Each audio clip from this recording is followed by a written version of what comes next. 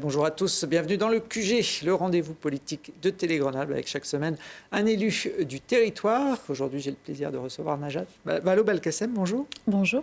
Bienvenue. Vous êtes la présidente du groupe socialiste à la région Auvergne-Rhône-Alpes. Vous avez été évidemment plusieurs fois ministre sous la présidence de François Hollande. L'éducation, la jeunesse, les sports, la ville, le droit des femmes, j'espère que j'en ai pas oublié. Également porte-parole du gouvernement à cette époque-là. Vous aviez une trentaine d'années. C'est pas commun d'être au cœur de la machine si jeune. Qu'est-ce que vous gardez de ces 5 années au cœur du pouvoir ? J'ai eu l'impression que c'était passé en 5 minutes et en même temps d'avoir pris 50 ans d'un seul coup. C'était très intense, évidemment, mais c'était surtout un formidable honneur qui était le mien que de pouvoir exercer ces responsabilités. Ça vous manque aujourd'hui ? Vous auriez envie de revenir aux affaires, comme on dit ? Oui, qui n'en a pas envie, évidemment. Simplement, je constate que la politique est devenue un champ très complexe, très compliqué, très brutal, tumultueux ces dernières années. Et moi, j'appelle à ce qu'on retrouve un peu de raison et qu'on dépassionne un peu les débats. Bon, aujourd'hui, vous n'êtes plus ministre, mais conseillère régionale d'Auvergne-Rhône-Alpes. C'est votre seul mandat d'élu ? Oui. Je crois que ça avait été le premier de votre carrière aussi en 2004, quand vous aviez Absolument, démarré la politique. j'avais commencé par celui-là, mais c'était à l'époque Rhône-Alpes et c'est aujourd'hui Auvergne-Rhône-Alpes. Mais oui, je préside le groupe socialiste, écologiste et démocrate à la région, donc dans l'opposition de Laurent Wauquiez et de Fabrice Pankouk. Oui, à l'époque, en 2004, c'était Jacques Ayrault qui était à la tête et vous faisiez partie cette fois de la majorité. En tant qu'ancienne ministre de l'Éducation nationale, j'imagine que vous gardez une attention particulière sur ces sujets. Vous avez animé juste après l'enregistrement de cette émission une conférence à l'invitation de la métropole de Grenoble sur les discriminations à l'école. Ça fait écho à un livre que vous avez publié l'an dernier, dans lequel vous dénoncez les établissements ghettos et la ségrégation scolaire. Ce sont des mots assez forts. Oui, le terme qu'on emploie plus exactement, c'est séparatisme, dans ce livre qu'on a co-signé en effet avec le sociologue, le chercheur François Dubé. Ce sont des mots forts parce que c'est une réalité qui est absolument frappante et terrible, qui est sous nos yeux, dans laquelle on a une espèce d'entre-soi du haut de certains établissements qui fabriquent du ghetto, du bas, dans certains autres établissements. Et donc de plus en plus des établissements de pauvres et des établissements de riches. On ne peut pas jeter la pierre aux parents qui font le choix de mettre leurs enfants dans tel ou tel établissement en contournant la règle ou en choisissant le privé. Parce que les règles, aujourd'hui, le cadre est extrêmement chaotique et que finalement, chaque parent cherche le mieux pour son enfant. Mais la question qu'on pose dans ce livre, c'est que font les pouvoirs publics pour faire en sorte d'abord que dans tous les établissements, il y ait d'égales chances de réussite, c'est le premier sujet, ce qui n'est pas le cas aujourd'hui, et surtout que les élèves se mélangent vraiment, parce que à ne pas se mélanger, on perd énormément individuellement, mais aussi pour la société. À ne pas se mélanger, on est en train de construire des générations d'enfants aujourd'hui qui seront des adultes demain, qui se regarderont avec une ignorance les uns des autres, une hostilité même les uns à l'égard des autres. À ne pas se mélanger, on ne permet pas à notre société d'être une société de cohésion où on est capable de vivre ensemble. En fait, je pense qu'on n'est pas capable de vivre ensemble quand on n'a pas grandi ensemble. Donc c'est tout cela qu'on évoque dans ce livre et parce que ce n'est pas du tout un pamphlet, ce livre, c'est un livre très concret, très pratique. On repart d'une expérimentation que j'avais lancée quand j'étais ministre de l'Éducation nationale en 2015, où j'avais dit on va essayer de résoudre cette absence de mixité des élèves en partant des territoires, en laissant la possibilité à chaque territoire d'adopter la solution parmi un panel qu'on leur proposait qui convient le mieux. Parfois, ça peut être de fermer un collège pour répartir les élèves dans d'autres collèges du centre-ville. Parfois, ça peut être de mélanger 2 collèges qui n'ont rien à voir les uns avec les autres et de faire vivre leurs élèves ensemble, etc. Et on a fait ces expérimentations dans 80 territoires différents. Et en fait, elles ont été évaluées à ma demande à l'époque pendant 7 ans par une équipe de chercheurs qui a rendu ses conclusions sur cette cohorte d'élèves suivis en 2022, donc des années plus tard. Et les résultats sont assez fabuleux. Lorsque vous organisez cette mixité-là, non seulement les résultats scolaires, académiques, les notes sont à la hausse pour tous les élèves, et ça c'est quand même très intéressant à regarder. Dans certains endroits, on a eu plus 20 points dans l'obtention du brevet, par exemple. Mais en plus, le climat scolaire est vraiment amélioré grâce à cela. Beaucoup moins d'exclusion d'élèves, beaucoup moins de cas d'indiscipline. Et puis enfin, c'est des compétences psychosociales, comme on dit dans notre jargon, en plus pour les élèves qui, en se mélangeant, apprennent à coopérer les uns avec les autres, à trouver mieux leur place dans la société, à avoir plus confiance en eux-mêmes, à être plus solidaires. Bref, ça n'était que du positif, ces évaluations. Et quand elles sont sorties en 2022, moi, je m'attendais à ce que, par définition, ça alimente la conversation publique et qu'on se dise « Ah, pour une fois, on a une solution aux problématiques de l'école ». Et en fait, c'est passé assez inaperçu. Preuve que notre débat public sur l'éducation a un petit problème, c'est qu'on aime bien se focaliser sur des choses assez simplistes et caricaturales, mais quand on rentre dans les détails, ça n'intéresse plus grand monde. Et c'est la raison pour laquelle on a écrit ce livre, c'est pour raconter chacune de ces expériences, les résultats qu'elles ont produits et dire, en fait, c'est faisable. Donc, si on s'y prend vraiment, l'État, les collectivités locales, qu'on se mette autour d'une table et qu'on travaille territoire par territoire sur comment on mélange les élèves, c'est faisable. Vous pointez aussi dans le livre les écoles privées qui offrent une alternative aux parents, et vous le dites vous-même, les parents ont envie du meilleur pour leurs enfants, donc peuvent être tentés de les sortir d'un milieu un peu trop compliqué. Qu'est-ce qu'il faudrait faire? Les interdire, mettre des quotas sur ces écoles? Je pense en effet que déjà, il faut sortir les parents de ce tiraillement qui est insupportable. Je suis parent moi-même, je comprends qu'on puisse être tiraillé si on ne vous laisse la possibilité qu'entre être un bon citoyen, c'est-à-dire faire plus en matière de mixité, ou être un bon parent, parce que vous constatez que l'intérêt de votre enfant, c'est plutôt de le sortir de la soi-disant masse. Donc il faut sortir les parents de ce tiraillement-là qui est insupportable à vivre. Et ça, il revient au pouvoir public, encore une fois, d'organiser un cadre dans lequel aller dans tel établissement ou dans tel établissement, ça ne vous porte pas préjudice. Donc ça veut dire mettre des moyens dans des établissements qui en manquent cruellement. Ça veut dire aussi, pour venir à l'enseignement privé, regarder avec lucidité ce qui se passe depuis quelques années du côté de l'enseignement privé. Pendant longtemps, l'enseignement privé était un peu complémentaire de l'enseignement public dans notre pays, avec cette fameuse règle, vous savez, des 80%, 20%, 80% d'établissements publics, 20% d'établissements privés. On pouvait, à l'échelle d'une famille, se dire, dans la fratrie, il y a tel enfant à qui l'école publique du coin ne correspond pas pour telle et telle raison, je le mets dans le privé, pourquoi pas ? Sauf que ces dernières années, en fait, l'enseignement privé s'est mis à jouer un peu un rôle de concurrent déloyal de l'enseignement public, en attirant à lui des familles de classe aisée ou moyenne, mais en leur vendant une chose très précise qui est l'entre-soi. C'est pas pour des raisons religieuses, c'est pas pour des raisons de pédagogie différenciée, non, c'est pour l'entre-soi. La non-mixité sociale. Voilà, finalement. La non-mixité sociale. Et ce faisant, pourquoi je parle de concurrence déloyale? Parce que ce faisant, il déshabille cet enseignement privé, le public de ces classes aisées ou moyennes, alors même que cet enseignement privé ne prend pas à charge, comme le public, un certain nombre de difficultés.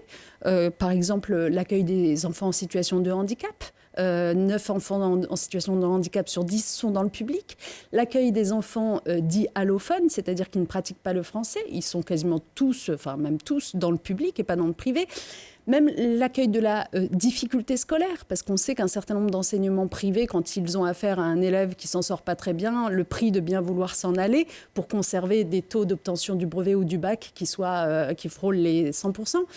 Donc, en fait, c'est pas possible. Du coup, ça veut dire que privé et public ne jouent pas avec les mêmes règles et que ça fait un mal fou à la fois à nos établissements publics qui se retrouvent seuls à gérer toute cette difficulté-là et à notre cohésion nationale puisqu'on sépare finalement les élèves les uns des autres. Donc oui, je pense que le temps est venu de repenser ce que nous, pouvoir public, c'est-à-dire État et collectivités locales, nous demandons, nous exigeons de notre enseignement privé. OK, nous le finançons, puisqu'il est largement subventionné par la puissance publique, ce qui n'est pas le cas dans tous les pays. Mais alors, nous lui demandons en contrepartie de faire la transparence sur son recrutement, de répondre dans ce recrutement à nos exigences de meilleure mixité sociale et scolaire. Et donc ça, à mon avis, c'est la prochaine étape. Ce qui suppose déjà d'arrêter de faire n'importe quoi. Parce que vous me parliez de la région tout à l'heure, quand on voit que Laurent Wauquiez, depuis qu'il est président de la région, a multiplié par plus de 200% le financement qu'il accorde aux lycées privés de notre région, alors que pendant ce temps-là, les lycées publics, eux, sont dans un état extrêmement dégradé et qu'à chaque budget, on voit qu'on leur coupe encore des moyens. Vraiment, c'est ça qui ne va pas du tout. Je pense que les élus doivent se ressaisir et regarder l'intérêt général. Les élus qui sont pour beaucoup passés par ces établissements privés. On a eu le cas un peu symbolique de l'ancienne ministre de l'Éducation, Amélie Oudéa-Castéra, avec ses enfants au lycée, au collège Stanislas à Paris. Mais vous savez, cet épisode de Amélie Oudéa-Castéra, il était quand même très, très intéressant. Il était très symptomatique parce qu'elle a eu une forme de naïveté dans sa façon de s'exprimer, sans prendre de gants, etc., mais qui jetait une lumière crue sur une réalité. C'est-à-dire que les personnes dont nous parlons et leurs enfants se sont tellement habitués à grandir et à ne vivre que dans des établissements scolaires d'entre-soi qu'ils finissent par s'auto-persuader que c'est leur propre mérite, que d'avoir ce parcours scolaire-là, ces réussites-là, cet accès aux grandes écoles-là, et que si les autres n'y arrivent pas, c'est de leur faute. En fait, le problème, c'est que ça produit tout cela, ce séparatisme, ça produit du mal, évidemment, du côté de ceux qui sont dans les ghettos tout en bas, mais aussi du mal du côté de ceux qui sont dans l'entre-soi tout en haut, qui sont complètement déconnectés de la société à laquelle ils appartiennent, qui n'arrivent pas à porter de regard lucide sur cette société, sur qui mérite quoi, est-ce que le sens de l'effort, ça suffit pour y arriver, etc. Donc, il faut être sérieux sur ces questions-là.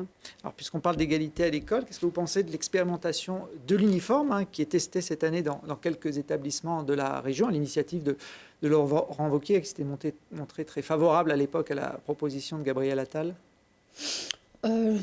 Franchement, j'ai l'impression que c'est un sujet tellement pas au niveau des besoins, des attentes, des exigences et des ambitions qu'on devrait avoir pour notre école, que j'ai presque envie de le balayer d'un revers de main. Vous ne pensez pas que ça puisse avoir un sens Mais ça n'a pas de sens. D'abord, juste pour rappel, contrairement à ce que prétendent certains, l'uniforme à l'école n'a jamais existé. À l'école française, je veux dire, il existe dans d'autres territoires, mais à l'école ici métropolitaine française, il n'a jamais existé par le passé. On avait des blouses pour ne pas se tacher, on n'avait pas d'uniforme. Donc, ceux qui vous renvoient à la nostalgie d'un passé idéalisé, déjà, je ne comprends pas qu'ils prennent 2 secondes pour lire une histoire de l'école, si ça les intéresse. Deuxièmement, pourquoi l'uniforme? L'idée, c'est de dire, comme ça, les élèves ne compareront pas leur tenue et ils auront une égalité de façade. Enfin, égalité de façade, précisément. Si vous voulez vraiment faire l'égalité entre les élèves, travaillez justement sur la question de l'accès à la réussite, des moyens qu'on met pour aider ceux qui sont le plus en difficulté sociale ou scolaire. Et c'est beaucoup plus exigeant, évidemment. Donc, en fait, tout ça, c'est des fausses solutions. Si vous voulez, c'est un peu... Vous savez à quoi ça me fait penser? Ça me fait penser au service national universel, le fameux SNU, qui s'apprêtait à coûter quand même 5 milliards d'euros. Voilà, si le gouvernement avait continué dans sa folie en la matière. Et qui a été d'ailleurs annulé très récemment. C'est passé complètement sous les radars. Donc en fait, on a mis toute cette énergie depuis des années à financer quelque chose qui, là encore, vendait du rêve en disant « Mais si, comme ça, on va mélanger les élèves pendant 15 jours dans le cadre de ce SNU ». Mais si votre objectif, c'est de mélanger les élèves, faites plutôt ce que je vous dis sur des années de scolarité, des années de bancs communs dans les écoles. Si vous ne faites rien sur cette réalité-là, ne croyez pas que c'est en 15 jours que vous allez la rattraper. Alors, au-delà de vos engagements politiques, vous êtes également présidente depuis 2 ans de France Terre d'Asile, qui est une association qui milite pour défendre le droit d'asile. Oui, absolument. Pas seulement pour défendre le droit d'asile. D'abord, juste un mot, le droit d'asile, c'est quelque chose de très important, qui mérite d'être défendu. Je sais qu'on est dans une période très tumultueuse où tous nos droits, toutes nos libertés... Celui-là aussi est attaqué, tous nos grands acquis sont attaqués, en effet. Mais pour mémoire, le droit d'asile, la communauté internationale a établi les textes qui le régissent aujourd'hui, et notamment la Convention de Genève, au lendemain de la Seconde Guerre mondiale. Pourquoi au lendemain de la Seconde Guerre mondiale? Parce qu'en fait, les États se sont rendus compte tout de même qu'à ne pas accueillir toute une série de migrants qui frappaient à l'époque à leurs portes, eh bien, ce sont autant de personnes qu'ils ont de fait laissé envoyer vers les camps de la mort. Parce qu'en fait, c'est les lendemains de cette réalité-là, de la Shoah, d'Auschwitz, c'est de là qu'est née la Convention de Genève de 1951. C'est dire on ne peut plus laisser des individus persécutés dans leur pays sans solution. Il faut les accueillir quelque part. Il faut les accueillir au nom de l'humanité commune qui est la nôtre, tout simplement. Et d'ailleurs, moi, je n'exclus pas qu'un jour, dans quelques décennies, peut-être pas nous, mais nos enfants, auront à leur tour à faire valoir une demande de droit d'asile parce qu'ils auront fui une situation de changement climatique, une situation de guerre, peut-être regardez avec l'Ukraine, la guerre qui serait invitée en Europe. Donc il faut quand même ne toucher à ce droit d'asile que d'une main tremblante parce que c'est un droit extrêmement protecteur et qui a un sens profond. Donc oui, France Terre d'Asile qui existe maintenant depuis plus de 50 ans, eh bien c'est une structure qui accompagne des dizaines de milliers de personnes chaque année pour les héberger, pour les aider dans les procédures légales et juridiques, pour les aider dans leur intégration aussi, par l'emploi notamment. Et tout cela est absolument précieux. Aujourd'hui, l'accueil de ces migrants, de ces demandeurs d'asile, s'est dégradé, selon vous, ces dernières années ? Depuis plusieurs années, en effet, on a une rhétorique à laquelle je pense que vous-même, vous finissez par être habitué, qui est la rhétorique de l'appel d'air. Pour éviter un soi-disant appel d'air qui n'est confirmé par aucune étude ou aucune recherche scientifique sérieuse. Mais bon, les politiciens aiment bien reprendre cette thématique-là. Pour soi-disant éviter un appel d'air, eh bien, on rend de plus en plus difficile l'accès au territoire, l'accès aux hébergements, l'accès aux soins, etc., etc. Et ce faisant, en réalité, eh bien, on plonge les individus concernés qui continuent de venir malgré tout. Simplement, ils viennent par des trajets beaucoup plus dangereux, ils se noient beaucoup plus en Méditerranée, ils arrivent dans des situations d'épuisement mental totalement avérées, et y compris qui posent des difficultés à la collectivité. Et puis, on les laisse de plus en plus dormir à la rue. Et ça, est-ce que nous, société française, c'est ce dont nous voulons ? Est-ce que nous voulons que se créent des poches comme ça de gens qui dorment à la rue parce qu'il n'y a pas suffisamment de places d'hébergement pour eux, qui du coup sont soumis à la fois évidemment au froid, à l'isolement, à la précarité, à la vulnérabilité, mais aussi au trafic de toutes sortes, et donc à l'insécurité, pour eux comme pour nous. Donc la question qui se pose aujourd'hui, c'est dans leur intérêt, mais aussi dans le nôtre, ne vaut-il pas mieux avoir un accueil digne de ces personnes ? Alors justement, cette semaine, avec d'autres associations, une quarantaine, vous avez attaqué l'État en justice pour non-assistance à personnes mal logées. C'est une action symbolique ou ça peut vraiment déboucher sur quelque chose de concret ? Ah non, ça n'a rien de symbolique. C'est très important et je crois qu'il faut prendre la mesure du fait que 40 associations, et pas des moindres, en gros toutes les associations de France qui sont expertes de la question du logement, et quand je dis cela, je parle à la fois de l'hébergement d'urgence, le 115 pour être plus clair, que du logement social. Donc toutes les associations françaises expertes de ces sujets-là vous disent qu'il y a un énorme problème. Ça n'est pas normal qu'aujourd'hui, 6 000 personnes au moins dorment à la rue chaque soir. Parce qu'elles ont beau appeler le 115, etc., il n'y a pas de place. Parmi ces 6 000 personnes, vous en avez 2 000 qui sont des mineurs, qui sont des enfants. Il y a 15 ans de cela, on ne l'aurait pas accepté. On n'aurait pas accepté, il y a 15 ans de cela, de voir sortir une mère qui venait d'accoucher dans une maternité avec son enfant sans solution et se retrouver à la rue. Aujourd'hui, c'est des situations dans lesquelles on se retrouve assez régulièrement. Les associations sont épuisées, les bénévoles sont épuisés de passer autant de coups de fil pour rien. Même chose s'agissant de l'accès au logement social. Le gouvernement, comme vous le savez, depuis 2017, a considérablement réduit la production de logement social. Il faut avoir conscience qu'en même temps, il y a quelques années, c'était sous Nicolas Sarkozy, notre pays avait adopté une loi qui s'appelait la loi droit au logement opposable. Vous vous souvenez, hein ? La loi Dallot, qui disait, voilà, il y a des ménages qui sont absolument prioritaires. Alors, c'était classé, hein, par exemple, les personnes en situation de handicap, les personnes avec enfants en bas âge, etc., qui, lorsqu'elles demandent un logement social, on doit en peu de temps leur répondre et leur trouver un logement social. Ces personnes prioritaires, est-ce que ces dernières années, elles ont eu accès au logement social ? Pas du tout. Aujourd'hui, il y a une file active de 100 000 personnes prioritaires qui, depuis des années, attendent en vain une place en logement social.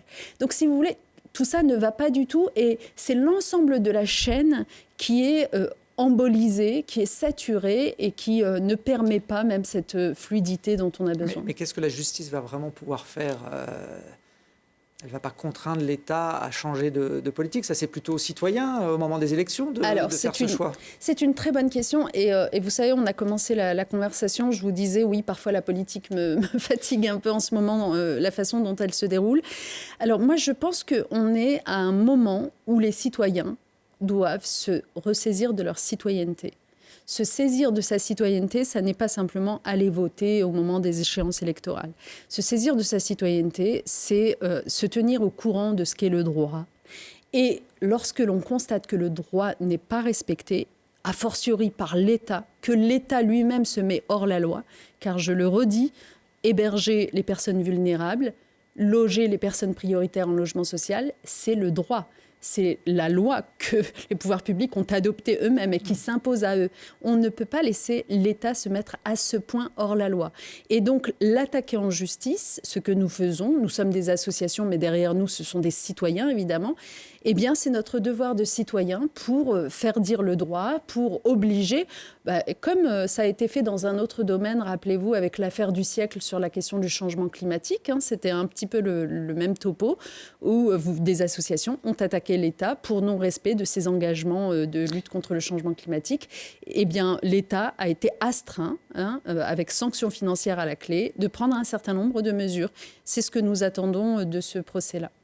Alors, la semaine dernière, à votre place, je recevais la macroniste Camille Gaillard-Minier, qui a été récemment élue députée de la première circonscription de l'Isère. Comme c'est le rituel dans cette émission, je lui ai demandé de vous poser une question qui concerne justement le sujet de l'accueil. On l'écoute.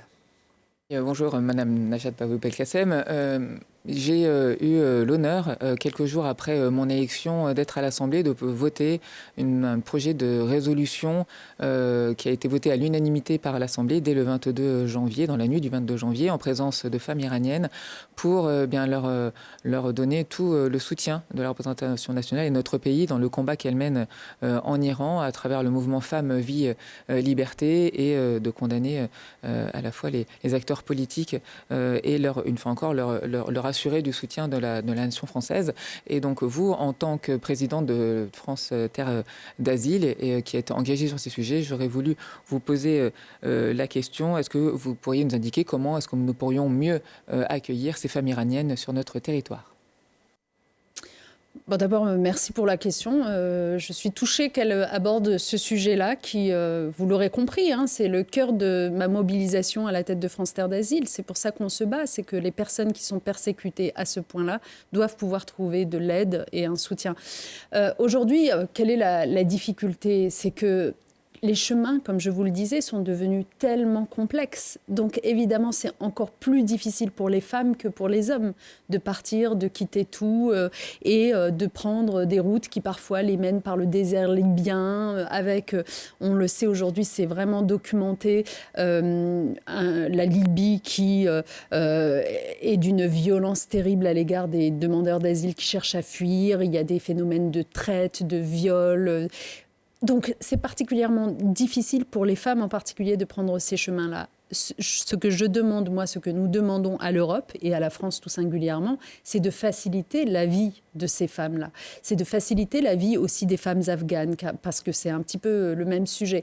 C'est-à-dire que quand elles arrivent à se sortir des griffes de ce territoire ou de leur famille, eh bien qu'elles puissent, par exemple, déposer une demande d'asile à distance pour éviter d'avoir à faire ce chemin-là. Mais qu'on les accepte. Aujourd'hui, en fait, c'est au compte-gouttes. C'est pas qu'elles ne le font jamais. Il leur arrive de le faire à distance depuis, quand ça existe encore, une ambassade, un consulat, soit dans le pays, soit dans un pays voisin. Mais le problème, c'est que moi, je l'ai vu avec les femmes afghanes pour lesquelles on s'est beaucoup mobilisé.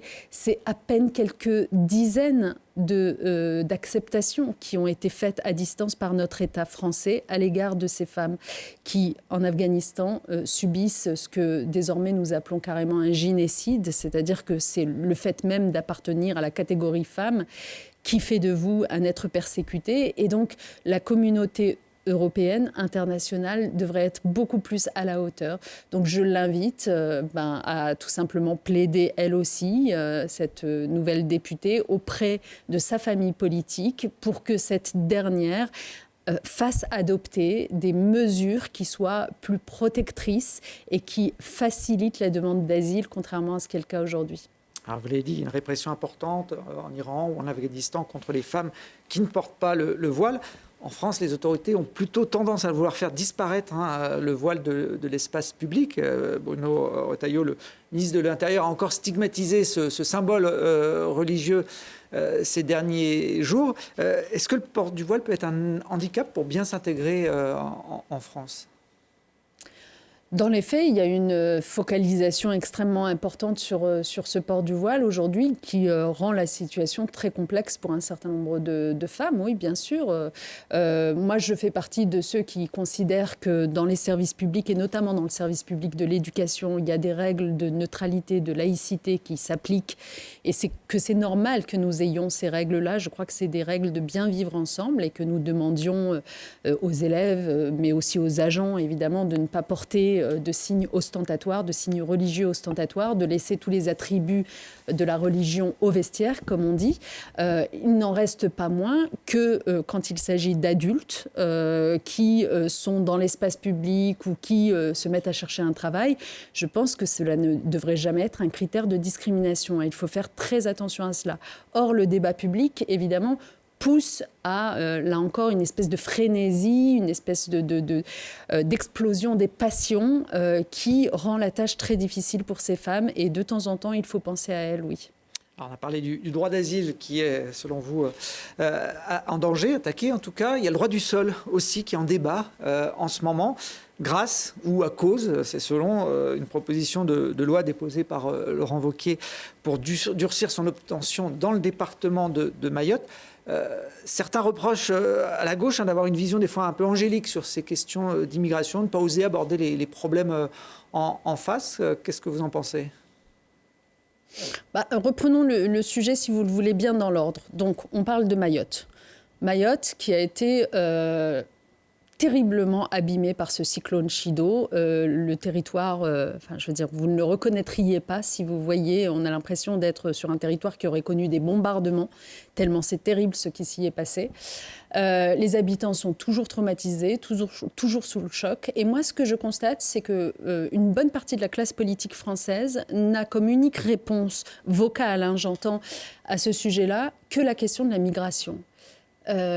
Qu'il y ait des sujets avec les Comores, qu'on se dise il y a trop de gens qui viennent des Comores parce que décidément, ils n'ont pas d'accès aux soins là-bas, donc ils viennent en chercher un à Mayotte, etc.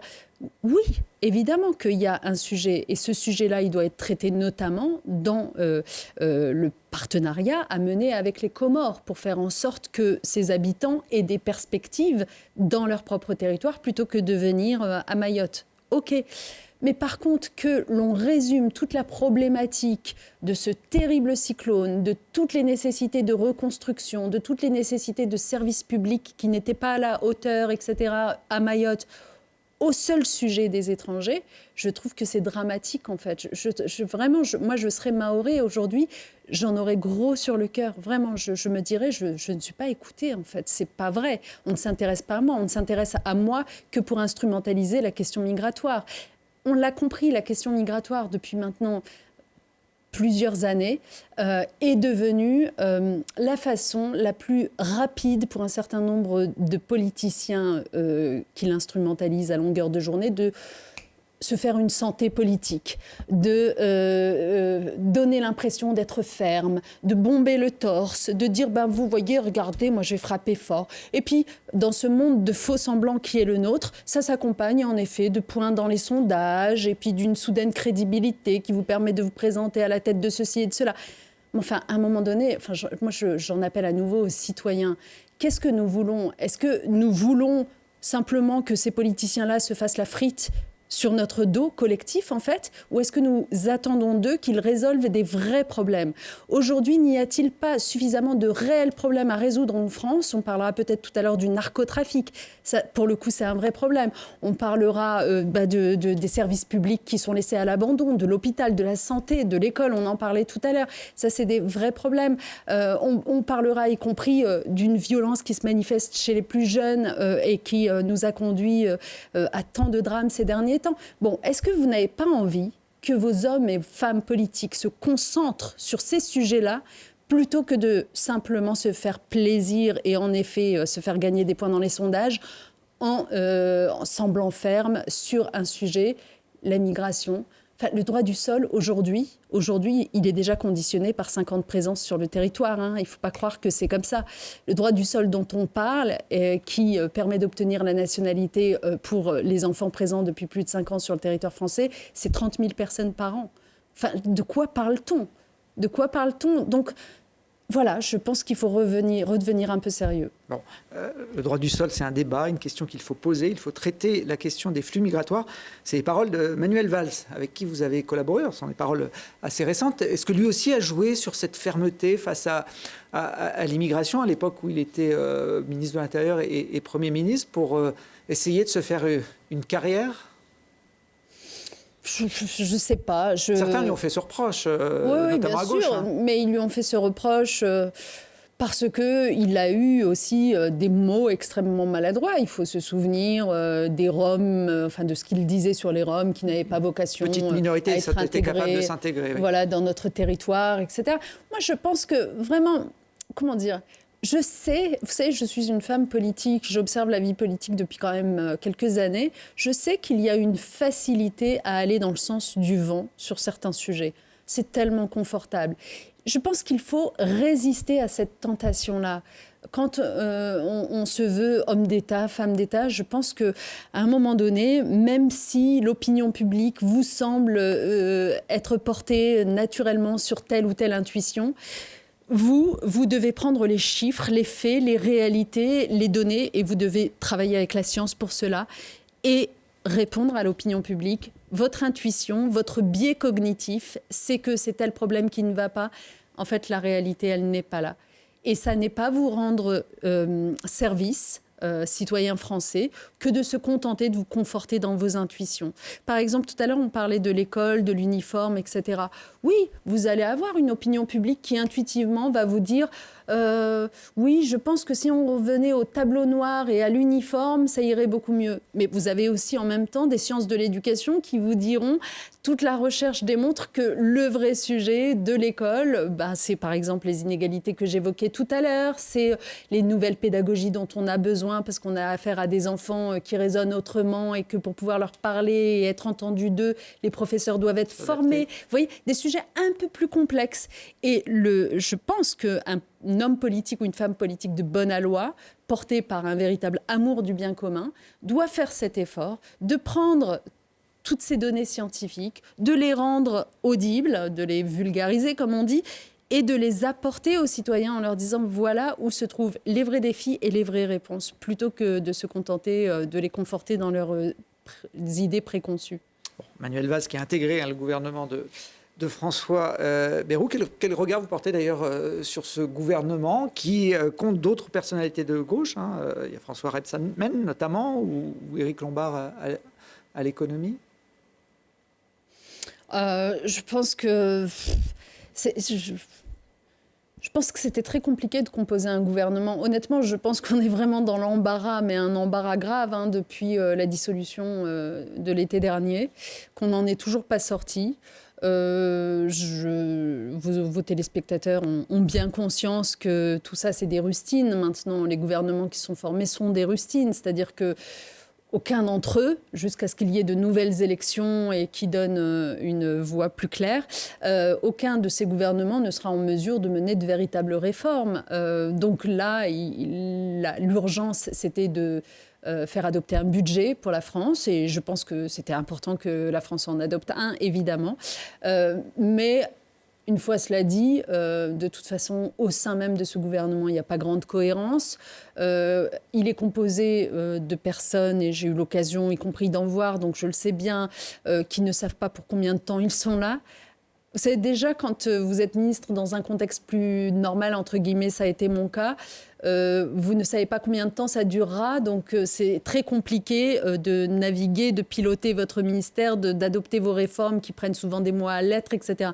Mais quand, en plus, vous êtes dans cette situation-là où potentiellement ça dure 15 jours, plus personne ne va rien faire, donc c'est très dommageable.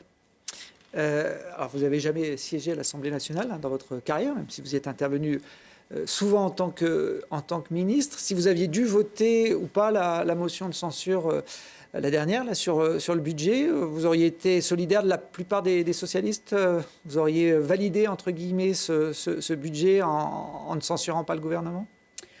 Oui, j'aurais fini par aboutir à la même conclusion que, en effet, le Parti socialiste. C'est pas du tout une décision simple, soyons clairs, parce que ce budget, vraiment, c'est pas celui qu'on aurait adopté si on avait été aux manettes, clairement. C'est un budget qui reste extrêmement douloureux, notamment sur la question des services publics, sur la question de la santé, sur la question des collectivités locales. On y reviendra peut-être tout à l'heure. Donc, ce n'est pas un budget génial, loin de là. Mais il fallait vraiment stabiliser la situation parce que ce n'est pas vrai qu'on pouvait continuer de vivre sur le budget 2024. Vous savez, c'était un argument qui était utilisé par ceux qui pensaient qu'on pouvait encore se passer de budget. Ils disaient, mais ce n'est pas grave, c'est celui de 2024 qui s'applique. Mais celui de 2024, il ne s'appliquait que pour la question de la perception des recettes, mais il ne s'appliquait pas sur les grandes décisions d'investissement, de dépenses, d'embauche dans la fonction publique, dans tel ou tel secteur hyper important. Et donc, en fait, non, c'était un énorme problème que de continuer sans budget, encore avec une nouvelle composition de gouvernement qui allait prendre des mois, etc. Donc, moi, j'aurais fini par la même conclusion. Et surtout, j'aurais fait comme ça a été fait, c'est-à-dire négocier en amont pour obtenir des choses. Et les socialistes ont obtenu des choses, quoi qu'on en dise. Il a été renoncé à l'idée de supprimer 4000 postes dans l'éducation nationale, par exemple. Le non-remboursement d'un certain nombre de médicaments a été abandonné. Enfin, c'est des choses positives, oui. Bon. Le président du groupe socialiste à l'Assemblée nationale a bien fait son boulot, alors. Il est pas mal, il faut. Je précise pour ceux qui ne suivent peut-être pas les coulisses de la vie politique que c'est Boris Vallaud et votre mari dans la Mais vie. On peut parfois être en désaccord, attention. C'est juste alors, que là, sur le fond... En tout cas, cette censure a créé une petite scission quand même au sein des socialistes, puisque certains l'ont voté, pas la majorité, mais quand même.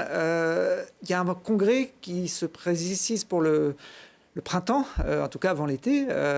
Il va falloir choisir entre deux lignes, en gros, soit regarder du côté de la France insoumise, soit regarder du côté peut-être de l'aile gauche des macronistes pour reconstituer une force un peu plus puissante qu'aujourd'hui.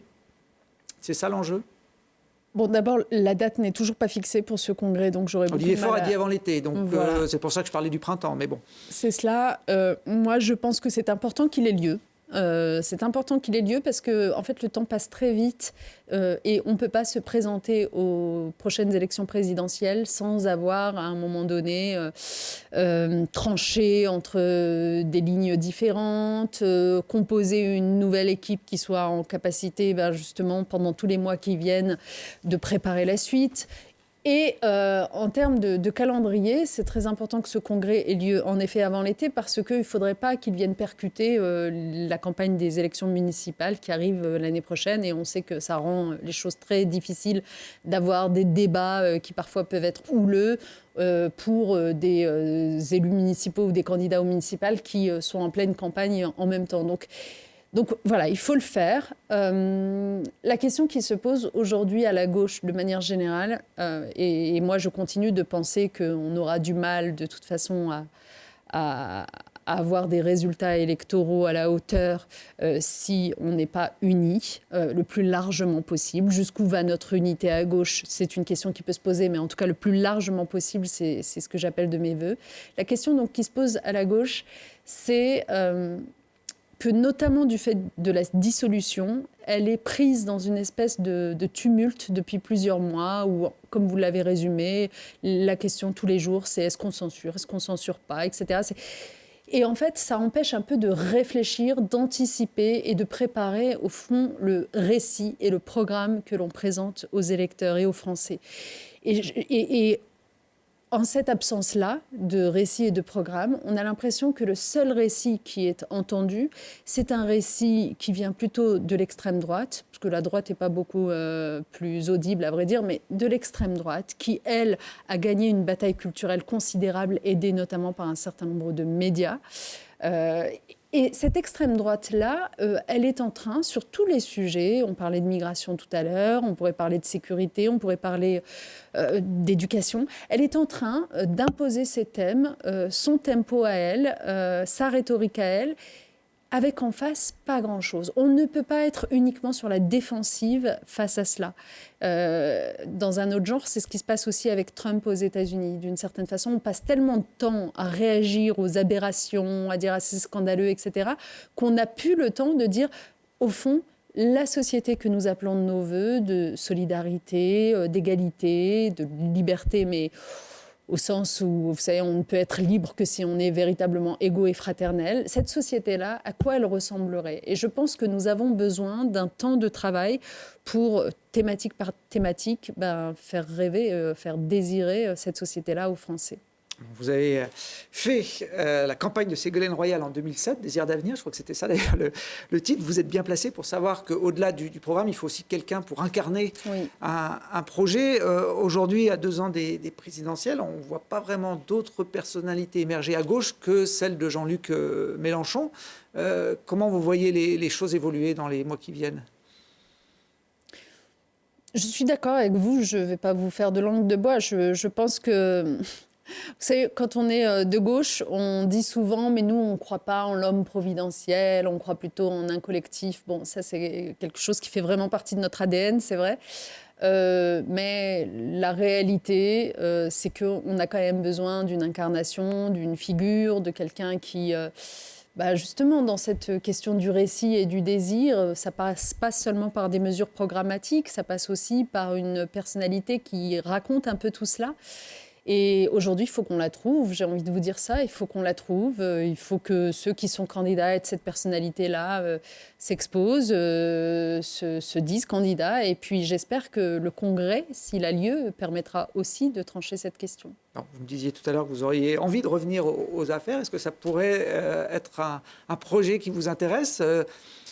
Une femme portant une candidature de gauche, il y en a eu une, effectivement, c'était Ségolène Royal, ça s'était plutôt bien passé. Il y a eu Anne Hidalgo, là, c'était beaucoup plus compliqué.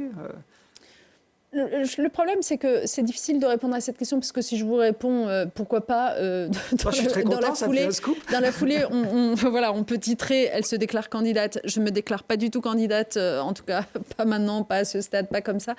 Ce que je sais, c'est qu'il va falloir qu'on se fasse un peu violence les uns les autres, parce que ça ne peut pas être justement uniquement ceux qui sont à jet continu dans une forme d'apparatchisme, comme on dit, c'est-à-dire dans la mécanique partisane à l'intérieur, en train de jouer les billards à 12 bandes, etc., qui se portent candidat à des échéances majeures. Je pense qu'il faut vraiment que sortent des personnalités, je ne parle pas de moi, mais que sortent des personnalités qui ont des choses à raconter et que la société civile, pour le coup, ça peut être aussi un vivier très intéressant dans lequel identifier des personnalités comme cela. Bon, il y a le nom de Lucie Castet qui était sorti cet été pour le poste de Premier ministre. Elle a eu un peu de mal à s'imposer dans ce milieu. Elle qui venait, on peut le dire, plus de la société civile.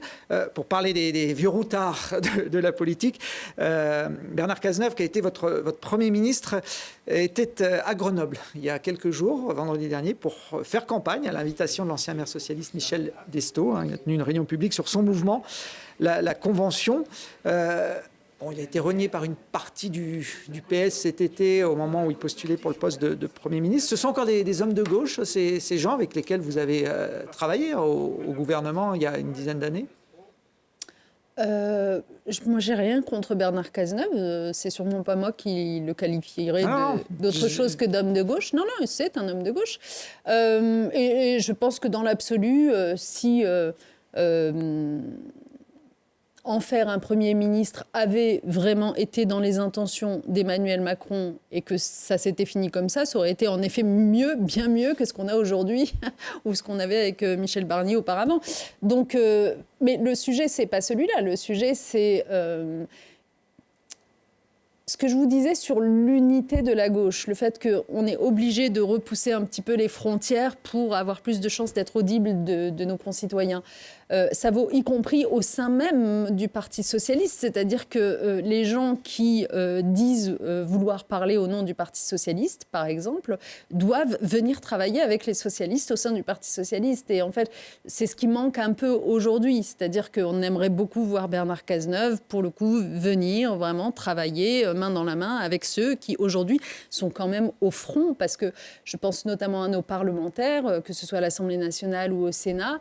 Vous avez vu à quoi ça ressemble maintenant, les débats à l'Assemblée nationale. C'est quand même légèrement tumultueux, guerre de difficile. tranchées, presque. Bien sûr, c'est même d'une brutalité sans nom. Donc moi, je considère que nos parlementaires sont au front. Donc on ne peut pas juste être de l'extérieur en train de porter des jugements sur eux en disant ils ne font pas suffisamment ceci ou cela, et puis ensuite se dire prêt à représenter les socialistes. C'est un peu plus compliqué que ça. Donc là encore, je pense qu'on a besoin de liens, on a besoin de travailler ensemble et de sortir d'un certain nombre de facilités.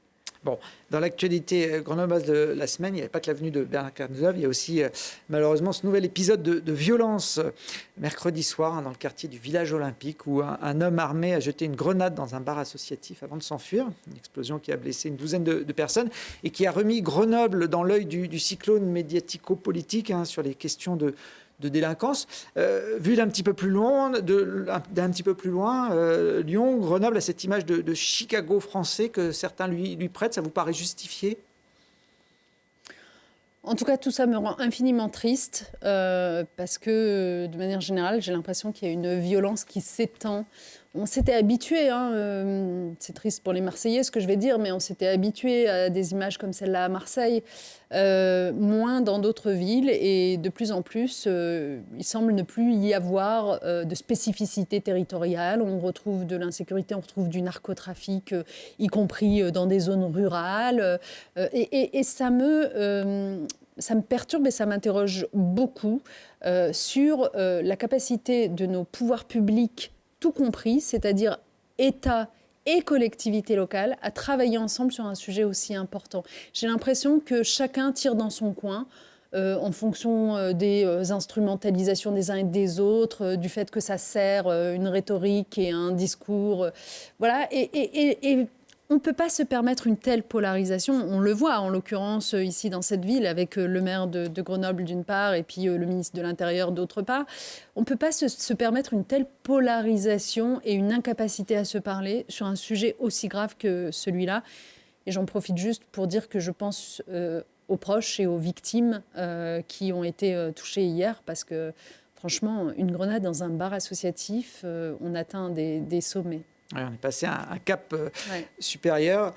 Éric Piolle qui estime d'ailleurs qu'on ne gagnera pas la lutte contre le narcotrafic. Il dit que ça fait des dizaines et des dizaines d'années qu'on met des moyens et que la situation s'empire et que la meilleure solution, en fait, pour lui, c'est de légaliser le trafic et notamment la vente de cannabis. Qu'est-ce que vous en pensez ? Je ne sais pas. Très, très honnêtement, mon opinion n'est pas faite sur ce sujet. Je varie encore entre, en effet, des études, des recherches qui vous montrent qu'à certains égards, la légalisation peut être utile. Et étant moi-même parent, mère de jeunes enfants, je me dis quand même que le signal qui est envoyé est un signal extrêmement négatif et problématique, et que le trafic risque de se reporter sur des substances encore plus dangereuses que celle-là. Et donc, je ne suis pas tout à fait convaincue. Moi, je pense qu'il faut... Alors, ça va vous surprendre, mais d'abord, je pense qu'il faut mettre le paquet en matière de sécurité. Enfin, c'est pas ça qui va vous surprendre. J'espère que ça ne vous surprend pas que j'appelle à plus de sécurité, parce que contrairement à ce qu'on raconte souvent sur la gauche n'est pas laxiste. Moi, je suis pour la sécurité, et je rappelle régulièrement que c'est sous le mandat de Nicolas Sarkozy, homme de droite, qu'on a le plus supprimé de postes d'officiers de police en particulier, ou de gendarmerie, et pas sous le nôtre. Nous, on en a plutôt reconstitué. Donc, j'en appelle à plus de sécurité. Mais là où j'allais vous surprendre plutôt, j'ai trouvé ça assez positif, le clip de campagne, l'espèce de clip qu'a fait fabriquer Bruno Retailleau récemment, dans lequel on attire l'attention des consommateurs, en fait. Voilà, vous croyez que c'est pas grand-chose d'aller acheter, de vous faire client de cette marchandise-là, mais en fait, derrière, c'est des gamins qui se font tuer à bout portant. Et moi, ça, j'y crois beaucoup. Vous savez, quand j'étais ministre des droits des femmes dans un tout autre domaine, vous vous souvenez peut-être que je m'étais attaquée à la question de la prostitution. Eh bien, je fais un parallèle entre ces deux sujets. C'est-à-dire que jusqu'alors, on voyait bien que c'était pas acceptable que des femmes soient victimes de réseaux avec des macros, obligées de se prostituer, etc. Mais comment notre pays réagissait, avant donc que je prenne mes fonctions, il réagissait en criminalisant les prostituées elles-mêmes. Alors qu'elles étaient les victimes de tout cela, il les criminalisait. Quand je suis arrivée, j'ai fait adopter une loi qui a inversé la charge de la responsabilité, en disant, d'abord, on va arrêter de les criminaliser, et ensuite, on va criminaliser les clients. Bien sûr. Parce qu'en fait, c'est évidemment la demande qui produit l'offre. Et les clients, ils doivent savoir, lorsqu'ils vont voir une personne prostituée, peut-être que pour eux, c'est pas grand-chose, ça fait partie de la vie, c'est des relations entre adultes consentants, etc. Mais la réalité, c'est qu'ils sont en train de faire fructifier des réseaux de traite des êtres humains.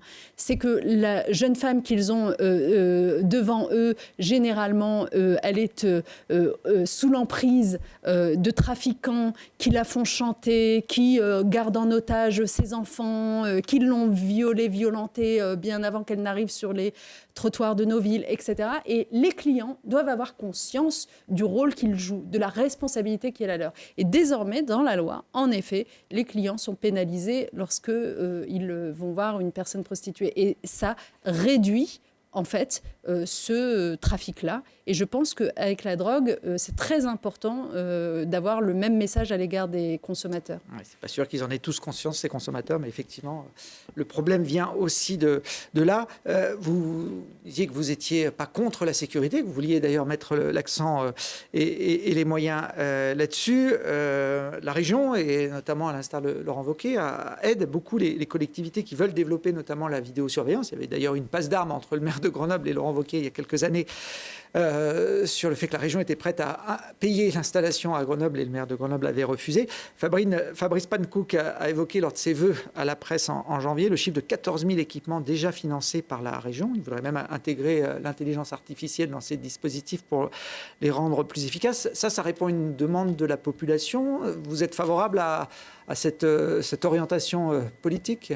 En fait, le sujet constant pour nous, élus d'opposition à la région, c'est que Laurent Wauquiez et son successeur passent leur temps à balayer du revers de la main ce que la loi leur a confié comme compétence obligatoire en tant que région.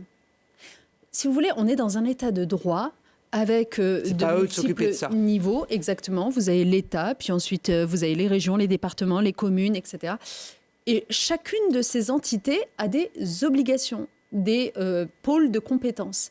Donc la région, lorsqu'elle se met à financer des caméras de vidéosurveillance ou qu'elle se met à financer des routes, en fait, c'est de l'argent qu'elle n'utilise pas pour faire ce que la loi lui a imposé et lui demandait. Financer des lycées, financer de l'économie sur son territoire ou de l'économie sociale et solidaire, financer de la culture, financer de l'aménagement du territoire, financer du train. On a besoin de ferroviaire dans cette région. Et donc, c'est ça le sujet. C'est pas que c'est mal en soi de payer pour des caméras de vidéosurveillance, c'est que c'est pas de la compétence de la région, c'est que c'est de la compétence de l'État. C'est pas que c'est mal de payer pour des routes, c'est que d'abord à choisir, il vaut mieux faire du train, mais de toute façon, les routes, c'est pas de la compétence de la région. Et à chaque fois, on bataille là-dessus et on n'est pas entendu.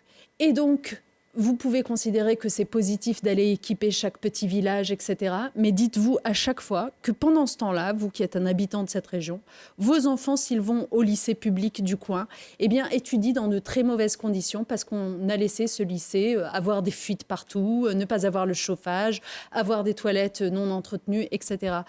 Dites-vous que, et c'est le cas par exemple, je sais pas, pour les habitants de Clermont-Ferrand ou les habitants de l'Ardèche, etc., il manque tellement de lignes lignes ferroviaires aujourd'hui qui permettraient une vraie mobilité aux habitants, parce que la région ne les finance pas.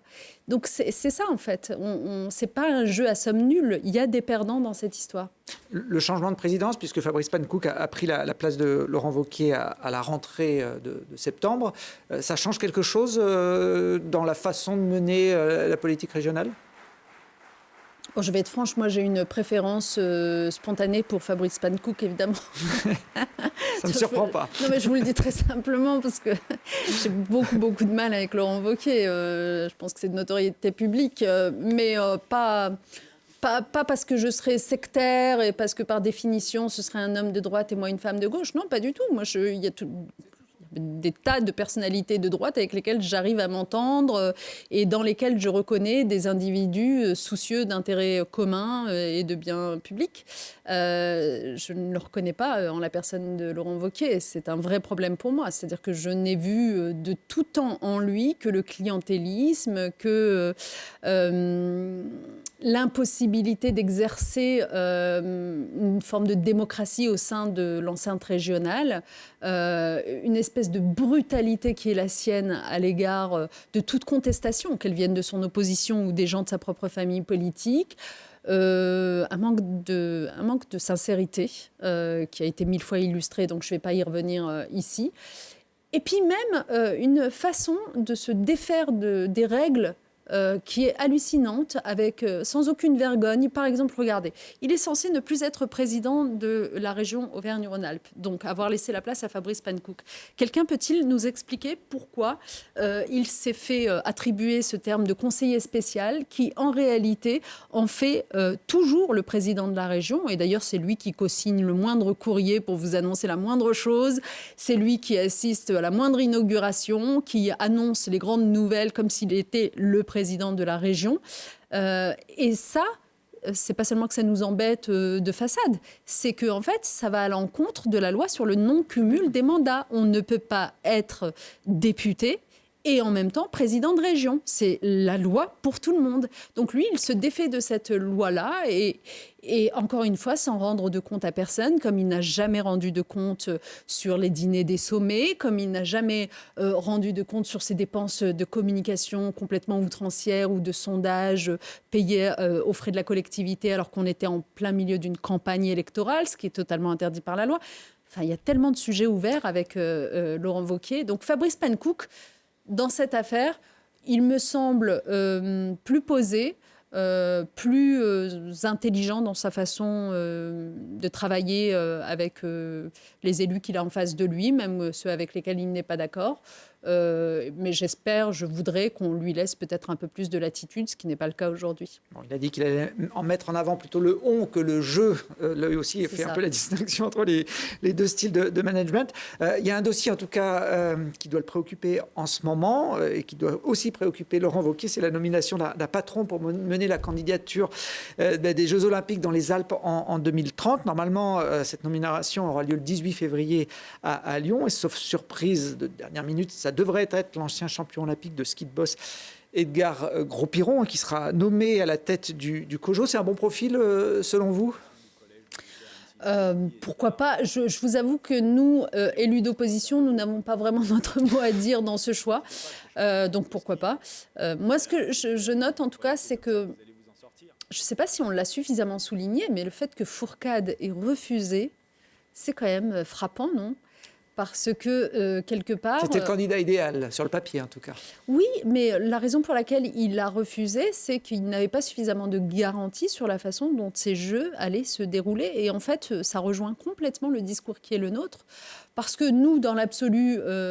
qu'il y ait des Jeux Olympiques qui soient organisés, pourquoi pas ? Ça peut en effet valoriser un territoire, dynamiser un savoir-faire, etc. Très bien. Mais le problème que nous avons avec ces Jeux Olympiques, c'est qu'il n'y a pas la moindre transparence et sur notamment la façon dont ces Jeux vont pas simplement servir les grandes stations, mais aussi les petites et les moyennes stations, aller dans le sens de la transition que doivent opérer ces stations de montagne, qui est absolument indispensable, on le sait aujourd'hui, notamment pour aller vers du 4 saisons. Et puis, même financièrement, si vous voulez, rien n'est anticipé. En fait, le dossier a été complètement bâclé. Et on a très peur de devoir se réveiller avec une gueule de bois dans quelques années quand on se rendra compte que ça n'était pas financé, que ces jeux ne laisseraient aucun héritage vertueux pour notre territoire. Et ça, c'est des questions qu'on pose en permanence à Laurent Wauquiez, à Fabrice Pankouk, et pour lesquelles on n'a pas de réponse. On verra si d'ici 2030, les choses évolue. Pour finir sur une note peut-être un peu plus légère, j'ai vu dans votre CV que vous aviez été chroniqueuse TV, alors il y a une vingtaine d'années.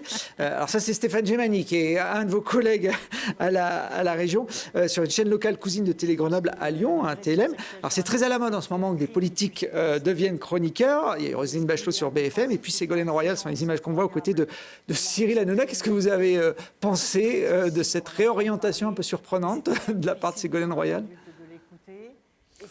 Difficile pour un adulte. Moi, je ne veux pas être trop sévère parce que je pense que... En fait, je pense qu'on est vraiment entré dans une ère nouvelle, honnêtement, s'agissant de la façon dont on s'adresse aux citoyens et de la chance qu'on se donne d'être entendu par eux ou pas. Et je trouve que... Étrangement, la parole politique a été un petit peu vidée de son essence, justement du fait de la brutalité que j'évoquais tout à l'heure. C'est-à-dire qu'aujourd'hui, les gens, j'ai remarqué, n'écoutent plus que d'une oreille quand ce sont les politiques qui parlent. Et donc, du coup, imaginer d'autres moyens de se faire entendre d'eux avec une forme de pédagogie, d'explication des grands enjeux, etc., ça ne me paraît pas être une mauvaise chose. On ne peut malheureusement pas s'en tenir à, et je le fais souvent, publier des tribunes dans la presse, parce qu'elles sont lues par quelques-uns, mais pas par la grande majorité. Donc il faut aller dans des lieux où on a une chance de se faire entendre par des générations différentes, par des gens qui ne pensent pas forcément comme vous. Donc moi, je suis moins sévère que certains. Après, ce avec quoi je suis sévère, évidemment, c'est plutôt avec la chaîne C8, avec l'émission que vous venez de montrer. Et moi, je me réjouis vraiment que l'Arcom ait fait son travail et que cette chaîne soit amenée à disparaître. Évidemment, enfin, je veux dire, on ne peut pas se laisser non plus, encore une fois, comme citoyen. Il faut être exigeant comme citoyen. On ne peut pas se laisser entraîner dans le fond de la cuvette par ceux qui ont décidé qu'ils allaient tirer la chasse d'eau. Ce n'est pas possible. On n'en peut plus de cette dégradation de l'information devenue de l'entertainment, de la fake news, de la désinformation. Donc on peut dire, on n'a pas envie de ça. On n'a pas envie de chaînes qui se refusent à respecter les règles de bien commun qu'on a tous établies. L'Arcom, pour le coup, a joué enfin, j'allais dire, son rôle de régulateur, dont on pouvait douter ces dernières années. Bon, on n'a pas eu le scoop, mais on a compris que pourquoi pas, peut-être, l'élection présidentielle un jour, ça pourrait vous intéresser. Vous avez un bon profil en tout cas. Avant ça, il y a les élections municipales. À Lyon, vous avez été adjointe au maire il y a quelques années de Lyon. Oui, c'est vrai. J'ai aimé cette période d'ailleurs. C'était il y a quelques temps déjà. Il y a un point commun entre Lyon et Grenoble, c'est les deux villes sont gérées par des écologistes. Hein. Ouais. Qu'est-ce que vous pensez de la gestion de Grégory Doucet à Lyon ?